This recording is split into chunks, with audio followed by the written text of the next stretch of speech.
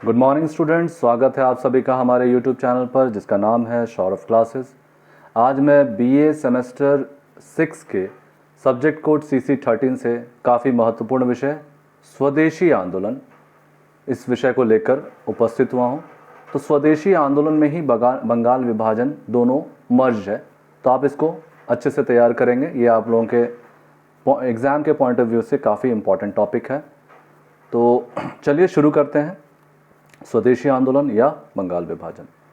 स्वदेशी आंदोलन वास्तव में बंगाल विभाजन के विरोध में एक आंदोलन के रूप में पैदा हुआ था। इस समय बंगाल की आबादी 7 करोड़ 85 लाख थी। गुलाम भारत की कुल आबादी के लगभग 1/4 भाग उड़ीसा और बिहार भी इसी राज्य के हिस्से थे। इतने बड़े राज्य का प्रशासन चलाना वास्तव में कठिन था, लेकिन अंग्रेज़ों ने इस राज्य के बंटवारे का फैसला प्रशासनिक कारणों से नहीं बल्कि राजनीतिक कारणों से लिया था। अब इसके कारणों को समीक्षा करेंगे।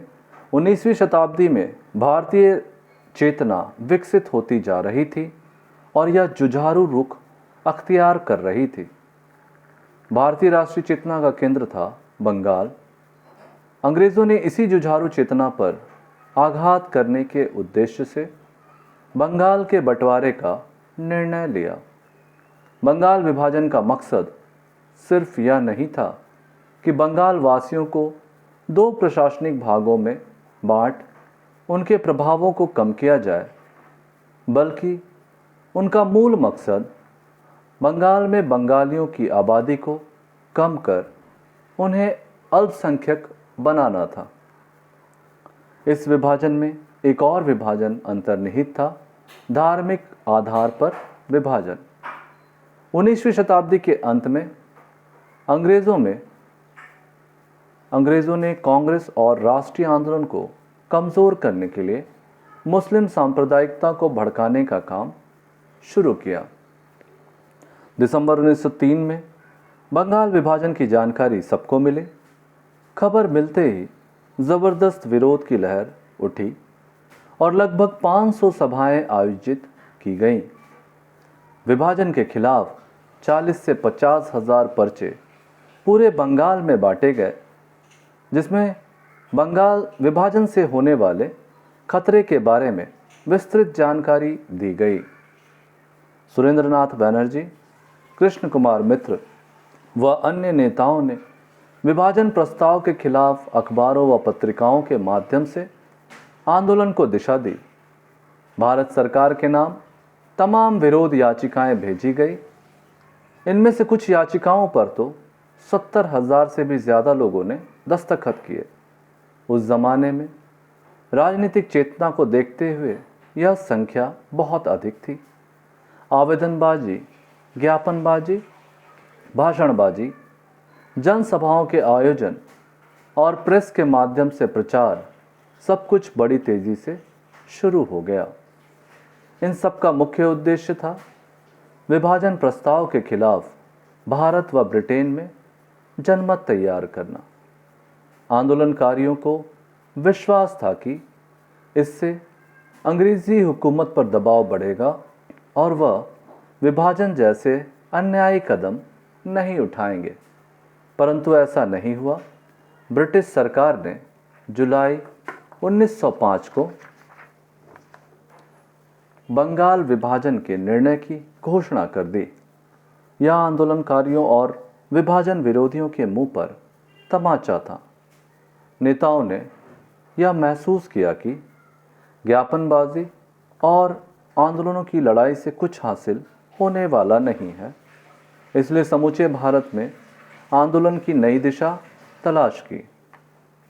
7 अगस्त 1905 को कलकत्ता के टाउन हॉल में एक बैठक हुई। इसमें स्वदेशी आंदोलन की विधिवत घोषणा की गई। विभाजन के विरोध में अचानक फूटा और बिखरा यह आंदोलन अब संगठित होने लगा। इसी बैठक में बहिष्कार प्रस्ताव भी पारित किया गया। नेताओं ने लोगों से मैनचेस्टर के कपड़े और लिवरपूल के नमक का बहिष्कार की अपील की। इसी बीच सरकार ने घोषणा की कि विभाजन 16 अक्टूबर 1905 से प्रभावी होगा। इस घोषणा के बाद तो बहिष्कार आंदोलन ने और जोर पकड़ा। 16 अक्टूबर 1905 का दिन पूरे बंगाल में शोक दिवस के रूप में मनाया गया।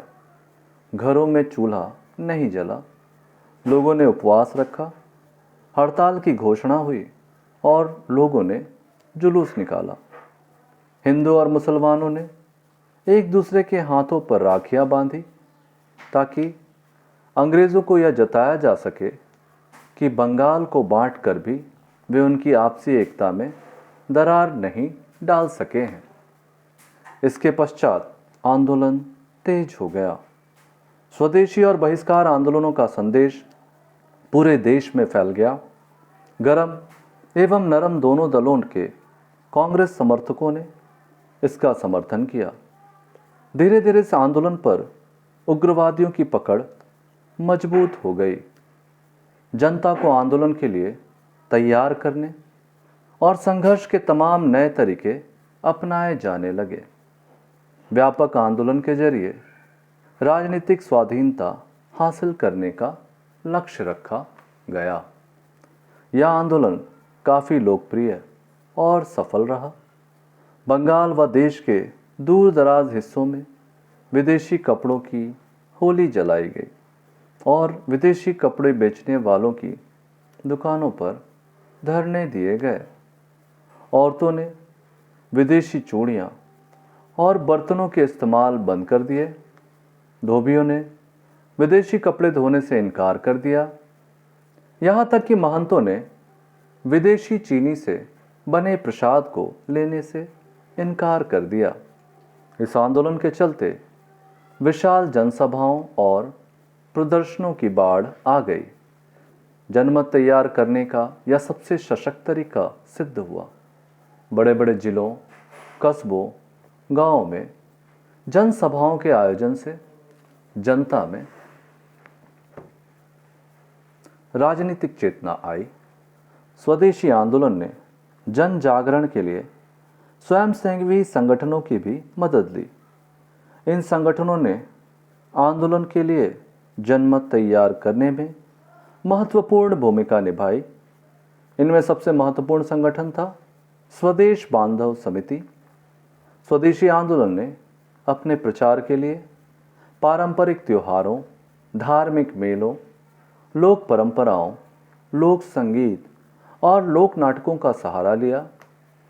गणपति महोत्सव और शिवाजी जयंती को तिलक ने बहुत लोकप्रिय बनाया और इसके माध्यम से आंदोलन का प्रचार प्रसार किया।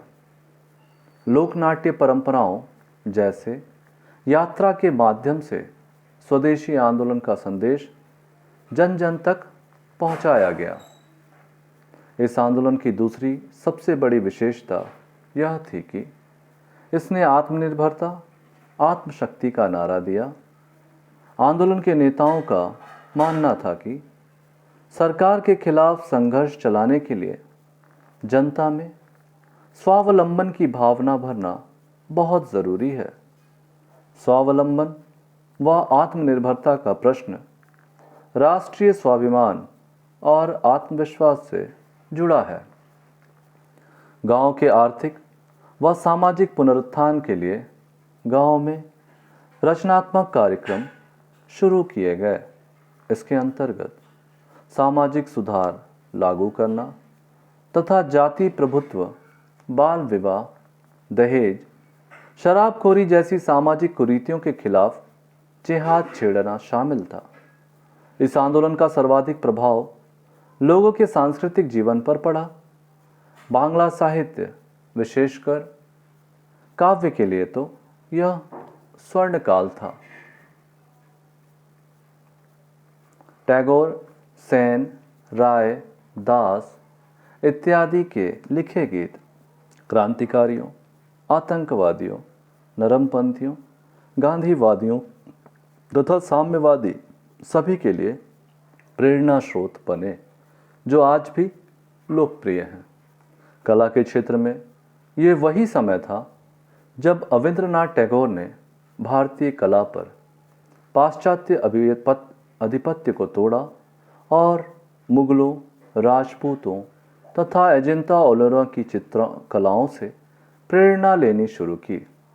विज्ञान के क्षेत्र में जगदीश चंद्र बोस, प्रफुल्ल चंद्र राय इत्यादि की उल्लेखनीय सफलताएं, आविष्कार स्वदेशी आंदोलन को और मजबूत बनाने लगे।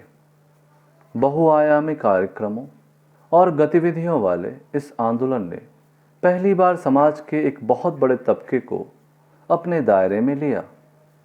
जनता का एक बहुत बड़ा हिस्सा पहली बार सक्रिय राजनीति में भागीदार बना। राष्ट्रीय आंदोलन का सामाजिक दायरा काफ़ी फैला और इसमें ज़मींदार, मध्यम वर्ग, छात्र, मजदूर, महिलाएं, बच्चे, बुजुर्ग आदि सभी शामिल हुए। इस प्रकार से हमारा यह विषय यहीं समाप्त होता है। तो आज के लिए बस इतना ही। बस ध्यान रखेंगे कि बंगाल विभाजन जो हुआ उसी के विरोध स्वरूप 7 अगस्त 1905 को कलकत्ता के टाउन हॉल से स्वदेशी आंदोलन की विधिवत नींव रखी गई और इसका व्यापक प्रभाव हमने आपको बता दिया। तो आज के लिए बस इतना ही। धन्यवाद।